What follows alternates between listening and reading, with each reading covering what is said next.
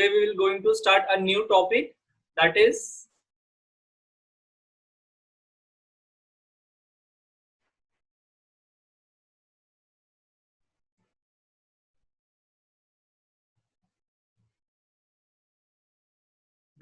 income exempt from tax. Okay, but before going to start, again I would like to tell you one doha.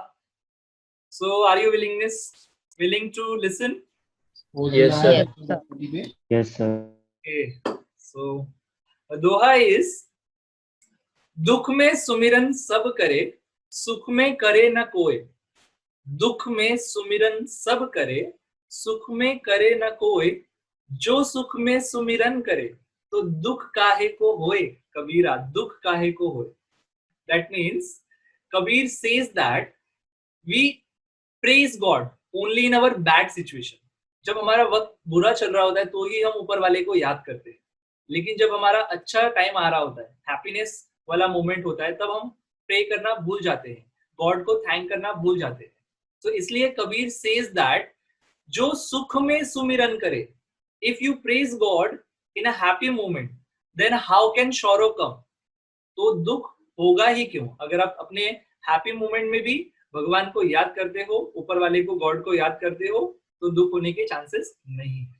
ठीक है, so again एक बार वापस से मैं repeat कर देता हूँ। दुख में सुमिरन सब करे, सुख में करे न कोई। जो सुख में सुमिरन करे, तो दुख काहे को होए कबीरा, दुख काहे को होए। Hope you like this.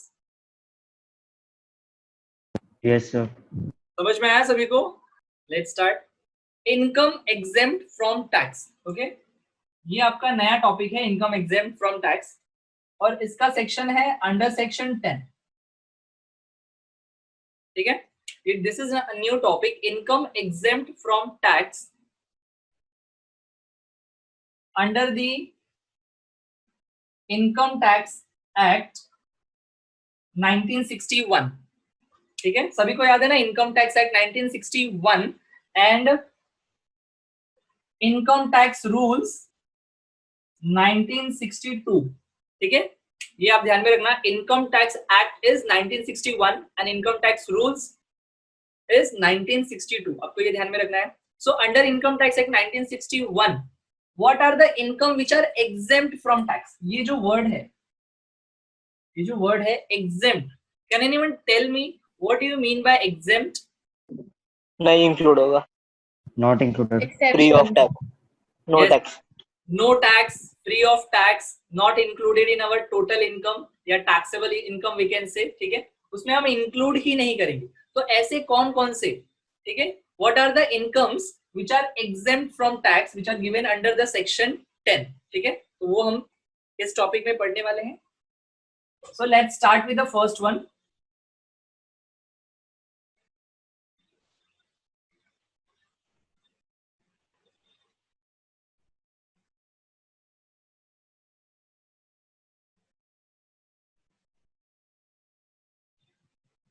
Number 1 exempt income is agricultural income under section 10 subsection 1। okay, आपको ये sections याद होनी चाहिए। और number 1 is agricultural income। अगर आप agricultural income से income earn करते हो, that means this is totally exempt from tax। but the condition is, आपको उसमें 3 conditions ध्यान में रखने हैं। 3 condition कौन से हैं? number 1 is rent or revenue generated from land। Means जो आपका रेंट और रेवेन्यू जनरेट हो रहा है वो किससे होना चाहिए? पर्टिकुलर लैंड से होना चाहिए, जमीन से। Second, situated in India. And third one, used for the purpose of agriculture, used for the purpose of agriculture. Means ये 3 पॉइंट अगर फुलफिल होता है, ठीक है, if you fulfil these 3 point small a b c, तो आपका agriculture income is exempt from tax under section 10 subsection 1। First condition is rent और revenue generated from land, उस जमीन से आपका रेंट मिलना चाहिए या रेवेन्यू जनरेट होना चाहिए, number 1। Second one is situated in India, अगर वो जमीन जो है वो लैंड है, पर्टिकुलर लैंड, वो कहाँ पे होना चाहिए? In India. ये तो आपको पता ही है, जो मैंने स्कोप ऑफ टोटल इनकम में आपको सिखाया था, ठीक है?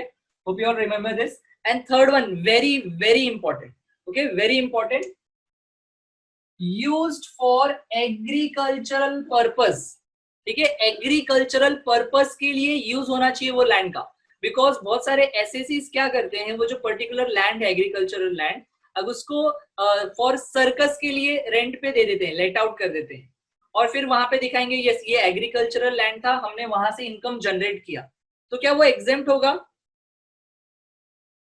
टेल मी, क्या वो एग्जेम्प्ट होगा? No. Yes, of course not, because यहाँ पे clearly mention है the land must be used for agricultural purpose, वहां पे सिर्फ खेती बाड़ी ही होनी चाहिए, ठीक है? तो number 1 exempted income is agricultural income under section 10(1) means subsection 1, और वहां पे 3 कंडीशन फुलफिल होनी चाहिए. नंबर 1, फर्स्ट वन क्या है? Tell me. Number 1 is Rent revenue generated from land from land. Second one, situated in India. situated in India. Okay, and third one, very important, used for the purpose of For the purpose of agriculture. ठीक है? अगर ये 3 condition fulfil होता है, then only agricultural income will exempt from tax under section 10 subsection 1. Okay, clear that? ये सबको clear है? Yes. Yes, sir. Okay, very good. sir. Second one is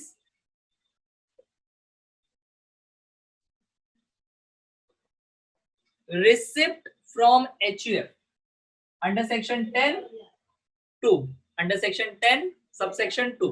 Okay, receipt from HUF. What is HUF? Hindu undivided family. Yes, Hindu undivided family, जो आपने 12th standard में ओसी में पढ़ा होगा, joint Hindu family business, है ना? सिमिलर HUF ही है वो भी, ठीक है? तो इसमें क्या होगा, जैसे कि फॉर एग्जांपल, प्लीज ड्राइंग पे मत जाना, ठीक है?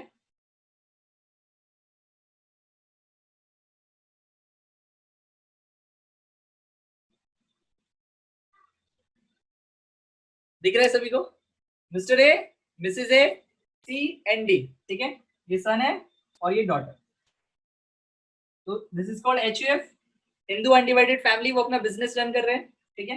तो अगर मान लो, ठीक है, फॉर एग्जांपल, ये सब लोग मिलके HUF का रिटर्न फाइल करेंगे. किसका रिटर्न? HUF का. मींस IT रिटर्न फाइल किया, तो क्या वहां पर ये लोगों ने टैक्स पे किया टू द गवर्नमेंट? HUF ने गवर्नमेंट को ऑलरेडी टैक्स पे कर दिया है, ठीक है? Yes or no? For example, rent के सॉरी टैक्स के तौर पे HUF ने गवर्नमेंट को टैक्स पे कर दिया. उसके बाद जो प्रॉफिट बचा है, ठीक है, आफ्टर टैक्स पेड जो प्रॉफिट होगा, that will be distributed among these 4. Yes or no? ये चारों में प्रॉफिट डिस्ट्रीब्यूट हुआ, ठीक है? कैन एनीवन टेल मी कि वापस से अगर मिस्टर ए अपना पर्सनल आईटीआर फाइल करता है, सो क्या मिस्टर ए को अगेन टैक्स पे करना होगा गवर्नमेंट को? Mister A is liable for to pay the tax to the government again?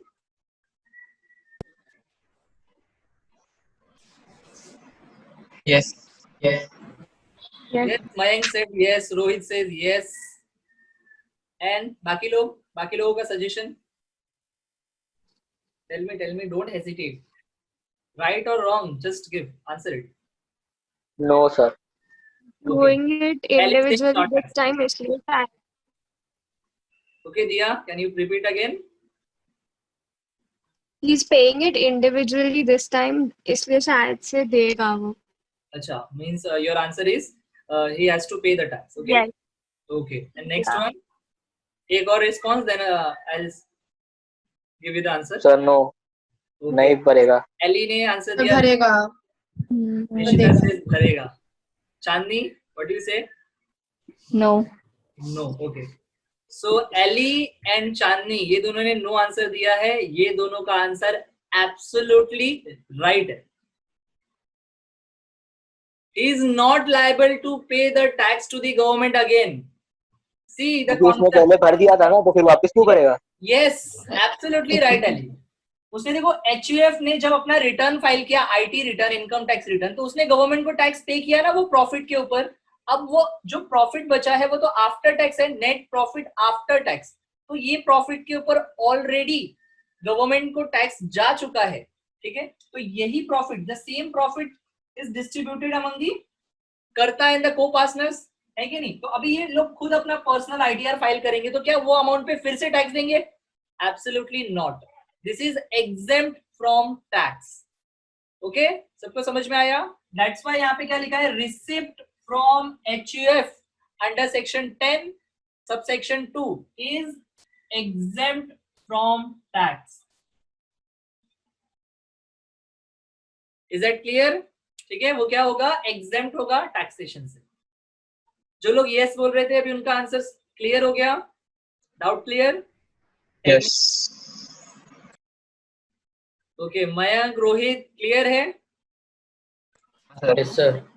Okay, very good. So हमने दो एग्जेम्पशन पढ़े। Number 1 is agricultural income under section 10 subsection 1 and second one receipt from HUF section 10 subsection 2। Okay, next one, third one.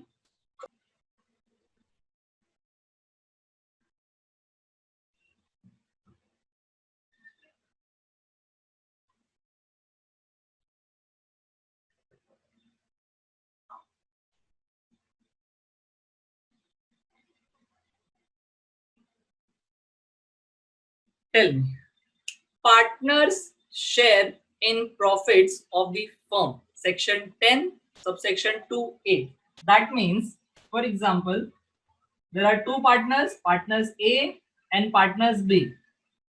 ये दोनों अपना firm run कर रहे हैं under partnership act 1932, ठीक है। तो इन लोगों ने अपना आईटीआर फाइल किया, इनकम टैक्स रिटर्न, एंड उसके ऊपर टैक्स पे किया, tax pay to the government. Then जो प्रॉफिट बचा, the remaining profit distributed among these two, A and B. Shall A और B liable to pay the tax to the government separately or not? No. No No. sir. Clear to everyone? सबको समझ में आया logic? Yes sir. Yes, this is Yes, sir. similar to HUF, okay? Because जो firm का ITR था उसके ऊपर हमने मींस जो प्रॉफिट हुआ फर्म को, नेट प्रॉफिट, उस पे ऑलरेडी गवर्नमेंट को टैक्स जा चुका है। देन अगेन जो प्रॉफिट बचा है, रिमेनिंग प्रॉफिट, वही प्रॉफिट तो हमने डिस्ट्रीब्यूट किया ना। तो ये सेपरेटली अगर अपना आईटी रिटर्न फाइल करते हैं, that means Mister A and Mister B is not liable to pay the tax to the government again on the same profit. Is that clear? Yes, sir. Yes, sir. Very, बहुत जल्दी समझ गए आप लोग, मुझे लगा टाइम लगेगा इसको समझाने। Okay, next one, fourth one.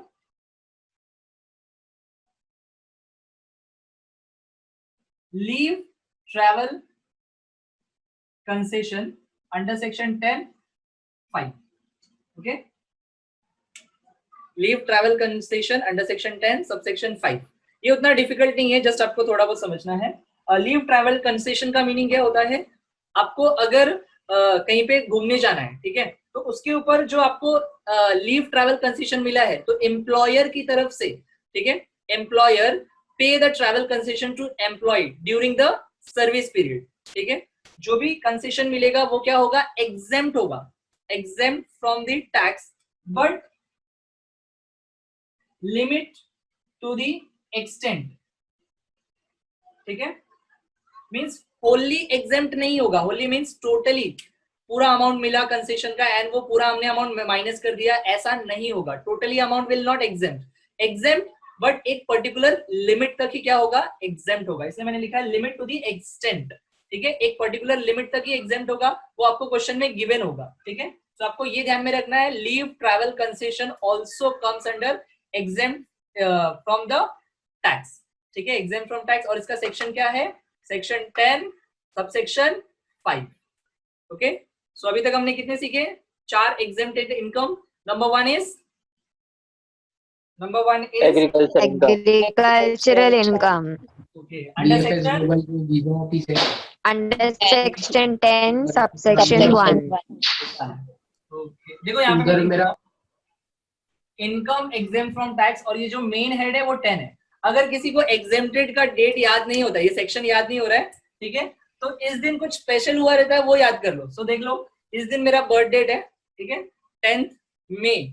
सो 10th मई तो आप ध्यान में रख सकते हो, हाँ, अंडर सेक्शन 10, तो ऐसे करके याद हो जाएगा आपको। Okay, so income exempt from tax under section 10। So number 1 is agricultural income under section 10 1। Second one is receipt from HUF under section 10 subsection 2. okay, third one Partners share in profit of the firm under section 10 subsection 2A. 2A, very good. And fourth one Leave travel concession under section 10 subsection 5. very good. Next one, fifth one, and this is very very important. Please listen carefully. Okay,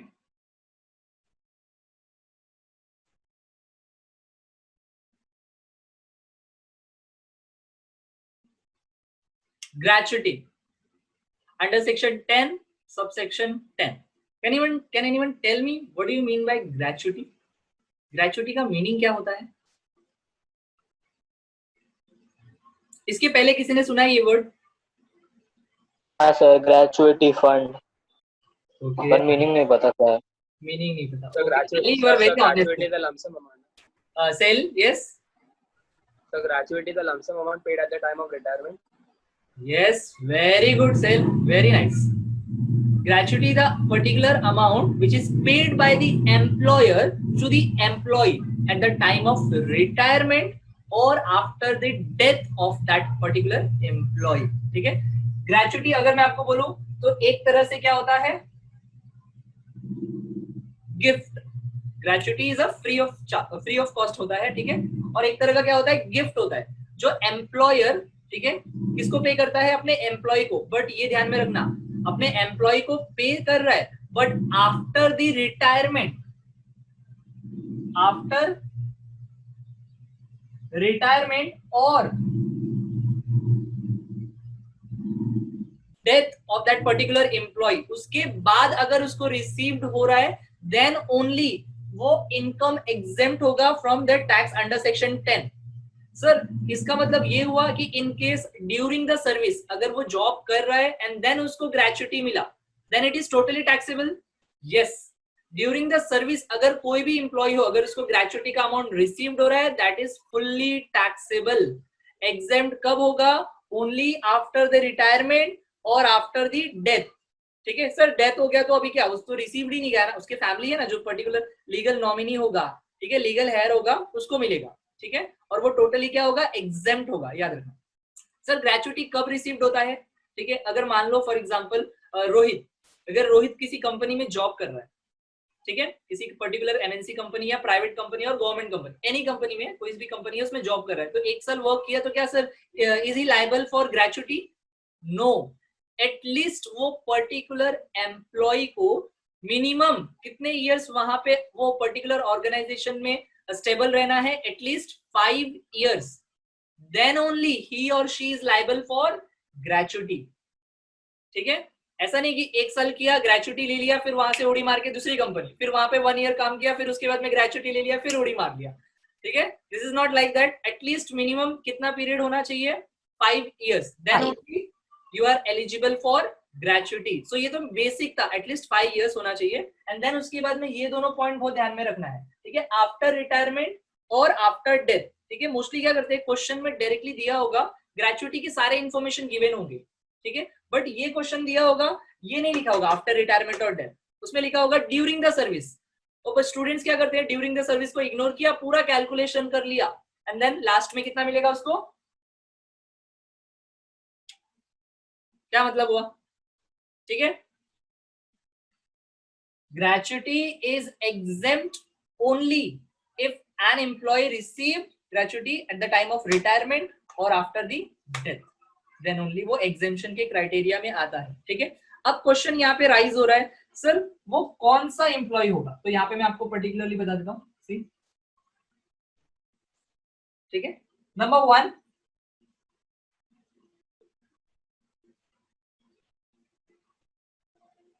number 1 is government employ. ठीक है sir, in case of government employ उसने gratuity receive किया after, अभी मैं जितनी भी बात कर रहा हूं वो कब होगा, आफ्टर रिटायरमेंट एंड डेथ। ठीक है, ड्यूरिंग द सर्विस नहीं, आफ्टर रिटायरमेंट एंड डेथ उसका condition. So after retirement and death government employ receives gratuity that is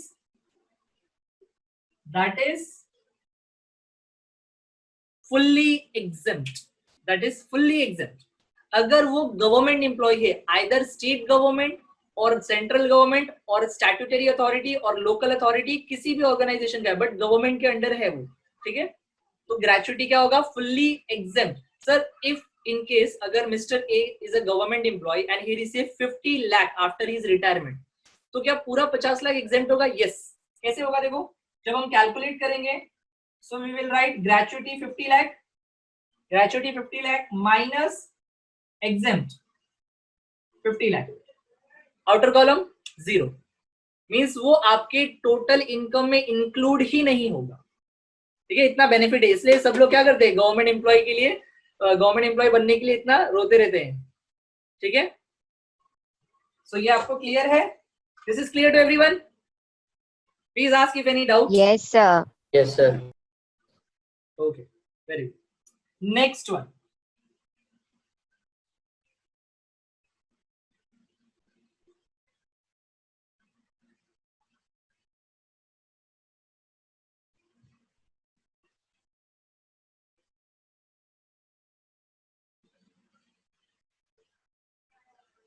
sir, what is this?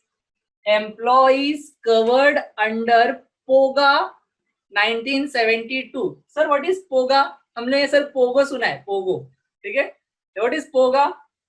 Pogo तो सबने सुना होगा ना? Yes, of course सुना होगा. ठीक है, पोगा क्या है? POGA is payment of gratuity act 1972. Okay, so आपको ध्यान में रखना है, पेमेंट ऑफ ग्रेचुटी एक्ट 1972, ये आपको ऑब्जेक्टिव में आ सकता है. ठीक है, ऑब्जेक्टिव में आ सकता है, payment of gratuity act 1972. Sir what do you mean by employ covered under? जो कुछ फैक्ट्रीज होती हैं, जो माइंस, कुछ फैक्ट्री के जो एम्प्लॉय होते हैं उनको पर्टिकुलरली ग्रेचुटी मिलना ही मिलना है. ठीक है, जैसे कि फॉर एग्जांपल माइंस हो गया या फिर ऑयल फैक्ट्री हो गया. ठीक है, जो नहीं क्या डिगिंग करते हैं देन वहां से ऑयल वगैरह निकालते हैं. ठीक है, तो ऐसे एम्प्लॉयज क्या होते हैं, वो पोगा एक्ट में कवर होते हैं ऑलरेडी. ठीक है, तो उनको क्या होता है, उनको जो ग्रेचुटी मिलेगा वो टोटली एग्जेम्प्ट नहीं होगा, वो एक पर्टिकुलर लिमिट तक ही एग्जेम्प्ट होगा. वो लिमिट क्या है? Lower of following. Lower of following means अभी जो मैं यहाँ पे लिखने वाला हूं उसका जो सबसे लोएस्ट होगा, ठीक है, वो क्या होगा, exempt from tax. Number one is 20 lakh. Number one is 20 lakh. Sir ये 20 लाख क्या है? This is the statutory limit of gratuity. ठीक है, मैक्सिमम कितना एग्जेम्पशन हो सकता है? 20 लाख तक एग्जेम्प्ट हो सकता है. ठीक है, ये स्टैट्यूटरी लिमिट है. Second one, actual amount received. Actual amount receive means वो पर्सन ने, वो एम्प्लॉय ने एक्चुअली ग्रेचुटी का कितना एम्प्लॉय रिसीव किया है फ्रॉम द एम्प्लॉयर. ठीक है, दो amount. Number one is 20 lakh statutory limit, second one amount received actually, and third one, ये थर्ड वन जो है उसमें आपको थोड़ा सा ध्यान देना है. Third one is 15/26 multiply by last drawn salary multiply by number of years services completed, full stop. ठीक है, so first one small a small b is easy, 20 lakh limit and amount received. third one is little bit difficult. ठीक है, sir what is 15 means month का आधा. ठीक है, 30 days का half कितना हो गया? 15 days. and sir what is 26? जो एम्प्लॉइज कवर्ड है पोगा एक्ट में उनके लिए मंथली 1 मंथ 30 डेज का नहीं होता है. कितने डेज का होता है? 26 डेज का. वो 4 संडे निकाल देते हैं. ठीक है, सो 15 divide by 26 multiply by last drawn salary. Sir what do you mean by last drawn salary? This means in case अगर कोई एम्प्लॉय 1 दिसंबर 2019 को रिटायर हुआ, सो कौन से मंथ का सैलरी लेना है? Tell me. Which month salary we will take? से एक बार रिपीट करेंगे sir please. Okay, in case if an employee retires on 1st December 2019, so what will be the last drawn salary? Which month? कौन से month? November. Yes. 1st November to 31st. Very good. So last drawn salary is November month. वो month का salary लेना है. But यहाँ पे condition क्या है? यहाँ पे just मैंने क्या लिखा है? Salary. But salary includes basic salary plus DA. ठीक है? यहाँ पे लिख देता हूँ. Salary includes basic plus DA. Sir, what is basic? Basic means जो आपका normal basic salary है वो. Sir, what is DA? DA means dearness allowance. DA means dearness allowance. ठीक है? जो इन्फ्लेशन की तरफ इन्फ्लेशन होता है ना, तो एम्प्लॉयर क्या करते हैं, अपने एम्प्लॉय को, हर एम्प्लॉय को डीए प्रोवाइड करते हैं. ठीक है? जो बेसिक नेसेसिटी को फुलफिल कर सके, खाने पीने की चीजों. So that is known as DA. तो यहाँ पे लास्ट ड्रॉन सैलरी में ओनली सैलरी नहीं आएगा. क्या आएगा वहां पर? Basic salary as well as dearness allowance. वो दोनों ऐड करके जो लास्ट मंथ का होगा, जैसे आपने बताया नवंबर मंथ का, वो लेना है यहाँ पे, multiply by this. And next one, number of years service completed. For example mister A has उसने 38 इयर्स किसी पर्टिकुलर ऑर्गेनाइजेशन में अपना डिवोट किया है. So number of years will be 38 years. ठीक है sir? In case 38 years 3 months, then क्या होगा?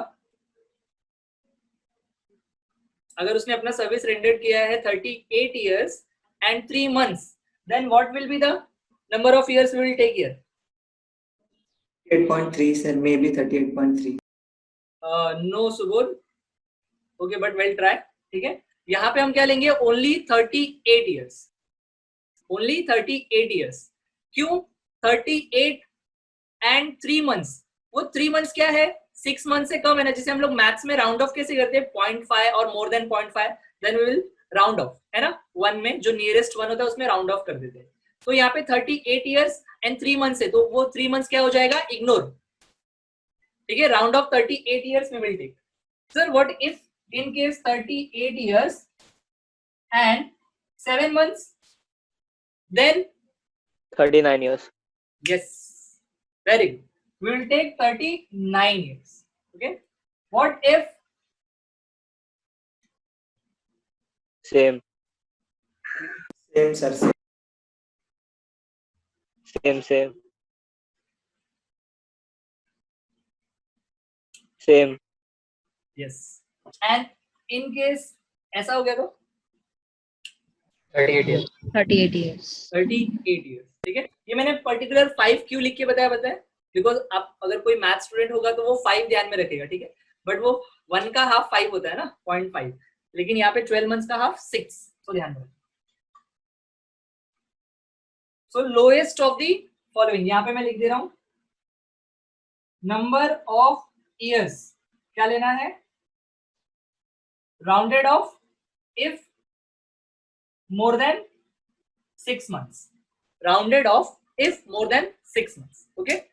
So in case of gratuity में gratuity section under section 10 subsection 10. Number 1, government employee. For government employee totally exempt, fully exempt from tax. Second one, employee covered under POGA Act, Payment of Gratuity Act 1972. Lowest of the following. पहला 20 lakh limit. Second, actual amount received. And third one, 15 divided by 26 multiplied by last drawn salary. Last drawn salary includes basic plus DA and multiply by number of years completed.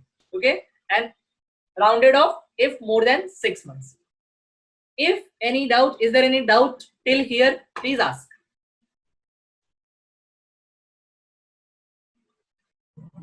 Sir मेरे इधर ये थोड़ा connection का problem हो गया, तो मैंने सुना नहीं. 15/26 क्या है? 15 by 26. 15 जैसे कि फॉर एग्जांपल 30 days का 1 month होता है. ठीक है? उसका हाफ हमने कर दिया तो वो 15 आ गया. एंड देन जो कवर्ड होते हैं पोगा एक्ट में, उनको हम 30 days नहीं कंसिडर करते, उनको 26 days अ मंथ कंसिडर होता है. ठीक है? वो जो संडेज होते हैं वो निकाल दिए जाते हैं. सो 26 days उनका 1 month होता है. Thank you sir. Okay. And और किसी को कुछ doubt? Please ask. Sir Yes, yes. Sell. added out वो आप बोले ना ग्रेजुएटी नॉट टैक्सेबल हाँ, yes. हाँ तो पेंशन भी नॉट टैक्सेबल रहता है नहीं, अभी हम लोग उसके बाद में आएंगे. ओके, वो भी अच्छा. पढ़ेंगे. Don't worry. Okay. Shall we move? Shall we move? Yes. Yes, Yes. sir. Okay. Next one. देखो अभी यहाँ पे क्या हो गया? Government employee done. Employee covered under POGA Act. Next one and last one.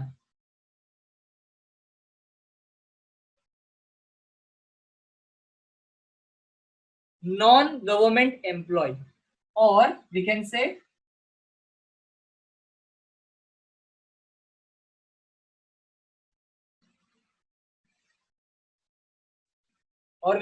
not covered under POGA Act. ठीक है, जैसे कि non government employ means private employ. ठीक है, तो इसमें भी क्या होगा, कुछ टर्म्स एंड कंडीशन है लाइक दिस, इसके जैसा ही, बट इसमें भी लोअर होगा. Lower of the following. Number 1, similar 20 lakh. Number 2, actual amount received. This is also same. Okay. Third one, ये थोड़ा सा यहाँ पे डिफरेंस. Third one is यहाँ पे क्या है 15/26. तो यहाँ पे क्या हो जाएगा, नॉर्मल एक महीने में कितने डेज होते हैं 30. So 15/30, दैट मीन्स क्या मैं इसको 1/2 लिख सकता हूँ. 15 1s and 15 2s. Is it okay? Okay, so 1/2, or we can write 15/30. Okay, multiply by average salary into number of years completed of service. So lowest of the following जो होगा that will be exemption amount. Okay, so ये तीन. Number 1 is 20 lakh. Second one actual amount received. Third one 15/30. इसको मैंने replace करके क्या लिखा है 1/2. I think ये सबको clear होगा. Okay, please don't confused. Next one is average salary. Sir, what is average salary? Average salary क्या लेना है, देखो यहाँ पे मैं बता दे रहा हूँ. Average salary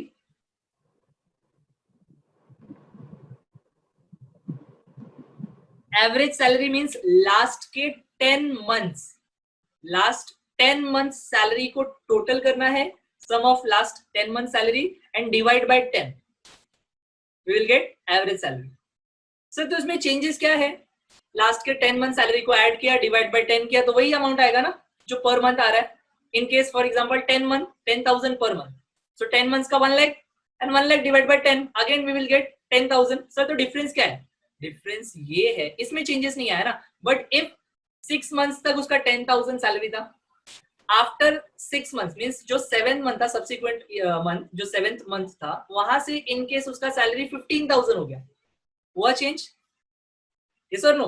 that means first 6 months का 60,000 और 5 मंथ्स का 50,000 एंड रेस्ट 5 मंथ्स का कितना हो जाएगा, 15 6 90. So 90 plus 50, total 140, and 140 divided by 10 is equal to 14,000. So 14,000 will take. नहीं समझा सर?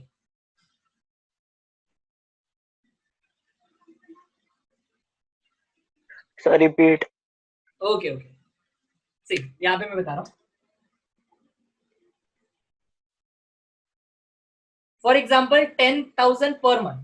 So multiply by 5. 50 के इन केस उसका 10,000 का सैलरी इंक्रीज अप टू 15,000.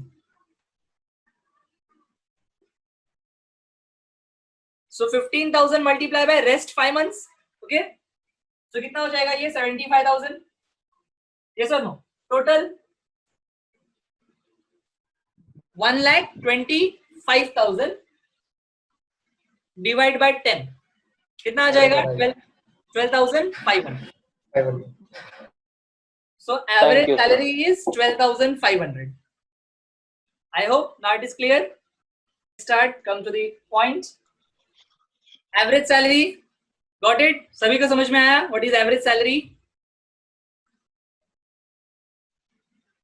हाँ sir. Okay. And next one is, देखो यहाँ पे मैंने लिख दिया average salary last 10 month and उसको एक्सप्लेन भी किया यहाँ पे अगर चेंज हो गया तो. And what if number of years completed, यहाँ पे क्या हो गया था, number of years must be rounded off if more than 6 months. यहाँ पे number of years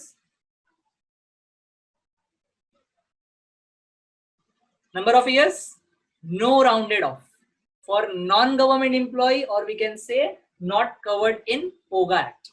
So that means क्या मतलब हुआ उसका, no rounded off means in case 38 years and 3 months, what will be the number of years? 38 years और 3 महीना. यहाँ पे कितना लेंगे? सर नो राउंड ऑफ है ना. हाँ, no round off means तो जितना है उतना ही लेंगे ना. if in case of 38 years 3 months, so we will ignore the months. Okay, जो years है सिर्फ वही completed years लेना है. Only 38 years. Yes, only 38 years. यहाँ पे मैंने क्या लिखा है, number of years completed, जो complete हो चुका है. So ignore the month. Okay, so 38 years 3 months, we will take only 38. In case 38 years 7 months, then 38 years. yes, only 38 years. हमने यहाँ पे पेमेंट ऑफ ग्रेचुटी एक्ट जो कवर्ड है employ, उसमें क्या किया था, round off. In case more than 6 months हुआ तो हमने 39 कर दिया था. But in case of non government and not covered under POGA act, we will ignore the round off. ठीक है, उसको इग्नोर कर देंगे पूरा मंथ्स को. इन केस अगर 38 years 11 months and 20 days भी हुआ, देन ऑल्सो वो जो मंथ है we will ignore. We will take only 38 years. Is that clear? Yes, sir. हाँ sir. Yes, sir. So gratuity, this is the explanation of gratuity under section 10, subsection 10. Is there any doubt to anyone? Please ask.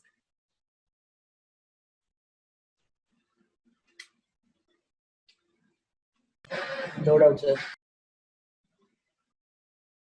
Please बाकी लोग no भी doubt.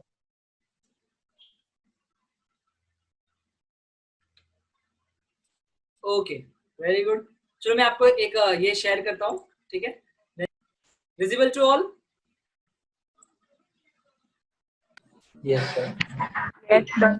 तो जितना मैंने 5 exemption बताया सिर्फ उतना ही मैं आपको शो कर रहा हूँ, बाकी के नहीं. Income exempt from tax under section 10. Okay, अगर 10 याद नहीं हो रहा है तो मैंने बताया था कैसे याद करना है. मेरा डेट है, बर्थ डेट, ठीक है, वो याद कर लो. So income tax act 1961 enumerates. ठीक है, first one is agricultural income under section 10 subsection 1. See, agricultural income means any income derived from land which is used for agricultural purpose and which is assessed to land revenue in India, but must be satisfy following 3 conditions. Number 1, rent or revenue should be derived from the particular land. The land must be used for agricultural purpose. And third one, the land should be situated in India. ठीक है, so first one, agricultural income under section 10 subsection 1. Next one is receipt from HUF section 10 subsection 2. okay, यहाँ पे क्या लिखा है, any sum received by an individual as a member of HUF. okay, तो वो क्या होगा, hence no tax should be levied on the distribution of income of HUF.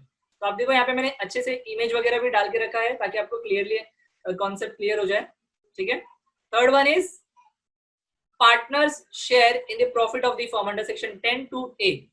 ठीक है, जो पार्टनर्स को शेयर मिलेगा वो भी क्या होगा, एग्जेम्प्ट होगा. Next one, fourth one, leave travel concession under section 10 subsection 5. Okay, देखो यहाँ पे लिखा है मैंने, the value of leave travel concession received or due to an individual is exempted to the extent, एक पर्टिकुलर लिमिट तक ही क्या है, एग्जेम्प्ट है. तो आपको टेंशन नहीं लेना है, क्वेश्चन में गिवन होगा particular exemption amount. And next one, gratuity, जो अभी हमने रिसेंटली देखा, gratuity under section 10 subsection 10. Gratuity means a gift free of charge. Okay, it is normally given in respect of favors or service rendered.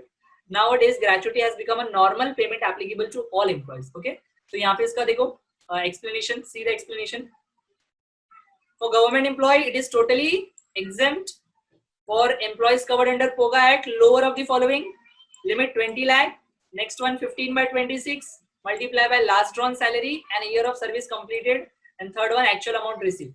और यहाँ पे मैंने देखो example भी लिखा हुआ है. एग्जाम्पल मीन्स जो एम्प्लॉइज कवर्ड होंगे पोगा एक्ट में कौन कौन से, factories, mines, oil field, plantation, ports, railway companies etcetera. And यहाँ पे पर्टिकुलर नोट भी मैंने गिवन किया है. Last drawn salary means basic plus DA means dearness allowance, and number of years means rounded off if he or she worked for more than 6 months. ठीक है, so this is POGA Act covered under. ठीक है, next one non government and not covered. 20 lakh same है, actual amount received this is also same.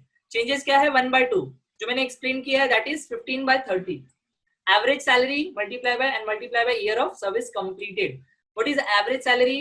Average salary means see यहाँ पे भी क्या लेना है, हाँ यहाँ पे एक चीज देखो क्या दिया है, सैलरी में कौन सा सैलरी आएगा, basic plus DA plus commission. Okay, commission.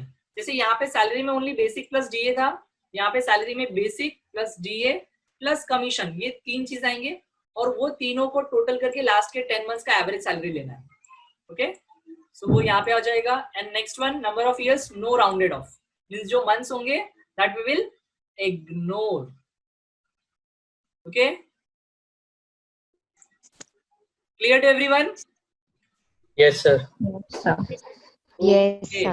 So इसके एक ग्रेचुइटी की एक स्मॉल एक या 2 एग्जांपल्स मैंने उसके नीचे लिखे हुए थे जो मैंने अभी आपको शो नहीं किया. We'll do it in a next lecture. So thanks for today and stay safe, stay home. Bye bye.